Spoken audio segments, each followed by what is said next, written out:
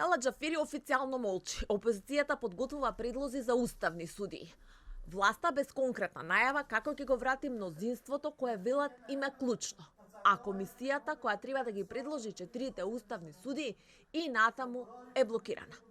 За шефицата на Уставниот суд токму оваа состојба е несериозна. На народните избраници им порача да се преиспитаат што значи улогата на Уставниот суд во една држава.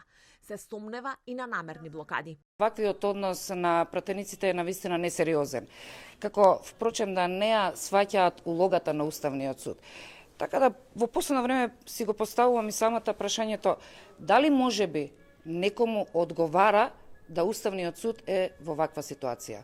Во законодавниот дом пак игра на нерви. Според неофицијалните информации на телевизија 24 од собранието, Џафери ке молчи до четврток, до кога истекуваат 3 деловнички дена за да се изјасни за иницијативата.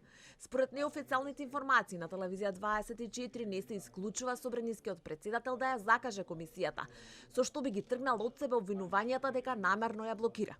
Според истите информации не се исклучува ниту варијантата и мнозинството да дозволи комисија на која опозиционерите кои што имаат мнозинство би избрале своји предлози за уставни судии, пошто власта потоа би ги турнала на пленарна седница, бидејќи ниту СДСМ, ниту ВМРО ДПМН без другите немаат двотретинско мнозинство колку што е потребно за избор на нови уставни судии. Официјално денеска од власта само познатата реторика. Според деловникот за работа на собранието, мнозинството треба да се преслика и во комисиите, како што го блокираат законот за наставници со кој се гарантира повисока плата за наставниците и многу други закони кои се во интерес на граѓаните. Така го блокираат и комплетирањето на работните тела согласно новото мнозинство.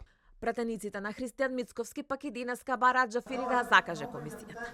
Најавуваат дека не се исклучува можност за нивни предлози за уставни судии. Според информациите на телевизија 24 од партиски извори во ВМРО ДПМН, Мицковски планира 2 кандидати. Предлози за уставни судии согласно постоечкото деловничко решение и законско решение може да се достават и на самата седница, да го направи владеачкото мнозинство. Можеби и ние ќе предложиме одредени предлози за уставни судии, а председателката на Уставниот суд Кацарска повикувам да си испрати ново писмо кон оние кои што и го блокираат изборот на уставни судии. Комисијата беше прекината во мај, кога ја водеше сегашниот градоначалник на општина Струмица по жесток судир на власта и опозицијата токму околу уставните судии. Според информациите од власта пак, за нивни фаворити засега остануваат само Љубомир Јовевски и Фатмир Скендер.